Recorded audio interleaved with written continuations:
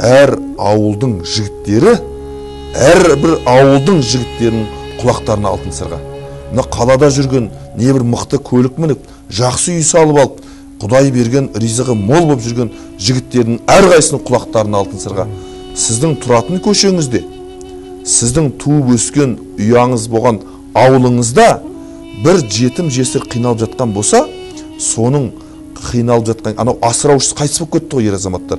Сол бала шағам бағам деп авариядан қайтыс болып кетті. Этаждан құлап өліп қалған шығар, ауыр өлген шығар. Мысалы, денсаулық жарамай мүгедек болып жатқан шығар үйінде. Бала шағасы әлі кішкентай. Сол әйел, сол жесір әйел, сол мүгедектің әйелі жұмыс істеп ақша табуға міндетті емес шариғатымызда. Оның міндеті ана балдардың тәлім тәрбиесі.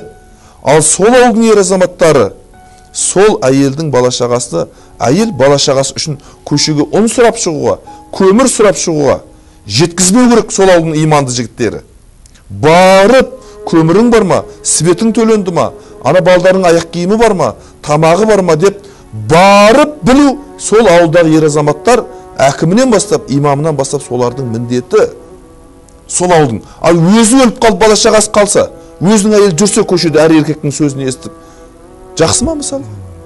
Сол кезде сол ауылдың ер азаматтары жиналып келіп, көмірін, тамағын ұйымдастырып беріп отса, қалай болады мысалы? Деген сияқты мәселені мұсылман ер азаматтардың бәрі білу керек. Бұрынғы уақытта мен талай жерде айтып жүрмін, талай ауылға барғанда айтып жатырмын. Бұрынғы уақытта қыз айттырып келген кісілерден әйелдер шығып сөйлеспейді екен. Үлкен еркектер, әулеттің үлкен сөйлеседі екен. Қыз айттырып келдіңіз біздің үйге. Біздің әулеттің үлкен сөйлеседі екен. Қай елден келдіңдер? Қай жерден келдіңдер? Үлкендерің кім? Сіздер тұратын жерде жесір әйелдер бар ма деп сұрайды екен. Е бар. Жағдайлары қалай? Үй жүр ғой анадан ұн сұрап, май сұрап десе, ренжімеңіз, сіздердің ауылдарыңызға біз қыз бере алмаймыз деп айтады екен. Өйткені сіздердің ауылдарыңызға басына іс түсіп қалғанда, әйелдер жесір, балдар жетім қалғанда, ол ауылдың жігіттері жиналып алып жағдайын жасамайтын ауыл екен сіздердің ауылдарыңыз. Сіздердің ауылдарыңызға біз қыз бере алмаймыз деп айтады екен. Бұрынғы уақытта қазір әкелген қалың малың цифрына қарайды ғой.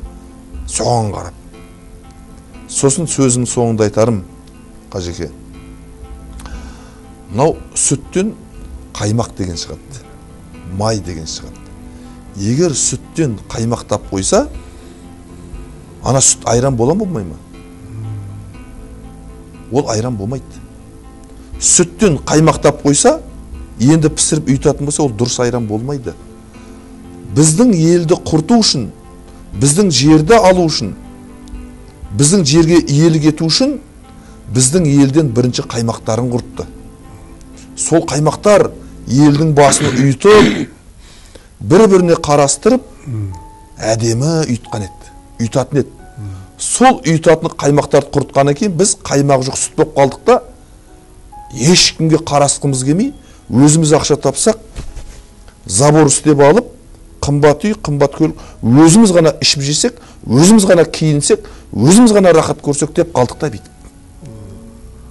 Өйткені бізді, ана барымызды, анау қиналып жатқандармен бөлісуді үйрететін, көрсететін қаймақтарымызды әкетіп қалды. Атты, өлтірді, құртты, қамады. Сондықтан қазіргі уақытта ана үйде отырған әйелдер ертең сол перзентін тұлға қылып тәрбиелеп шығарам. Осы перзенттерім мен ертең елдің қаймағы болады. Осы менің перзенттерім елге ертең ие болады деп жастар үйленсе, әйелдер сондай ниетпен балдарына, сондай көзқараспен, сондай бағытпен, сондай мақсатпен қарайтын болса, кез келген әйелдің қолынан келеді екен.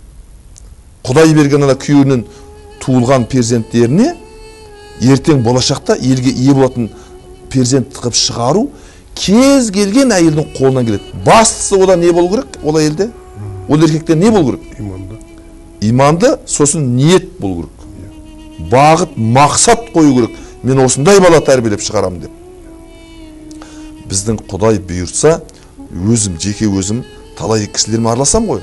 Сол үйлердегі келіндер, солардың үйіндегі қыздар осындай ниетпен кірісті қазір. Бала шағасына. Осындай ниетпен, осы мақсатпен кірісіп жатыр қазір.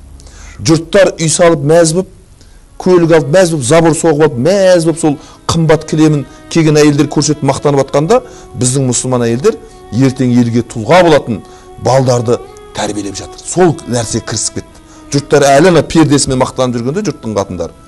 Біздің мұсылман әйелдер осы іске кірісіп кетті қазір. Құдайға шүкір. Құдай бұйырса 15-20 жылда, 10-15 жылдан кейін аман болсақ, небір қаймақтарымыз шығады біздің.